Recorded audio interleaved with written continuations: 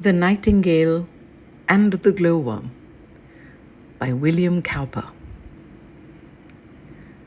A nightingale that all day long had cheered the village with his song, nor yet at eve his note suspended, nor yet when eventide was ended, began to feel, as well he might, the keen demands of appetite.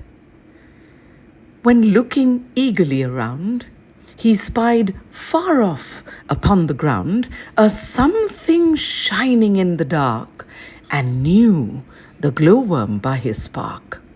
So stooping down from hawthorn top, he thought to put him in his crop. The worm, aware of his intent, harangued him thus right eloquent. "Did you admire my lamp?" quoth he, "as much as I your minstrelsy?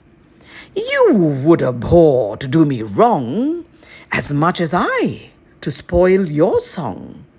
For 'twas the self-same power divine taught you to sing and me to shine, that you with music, I with light, might beautify and cheer the night."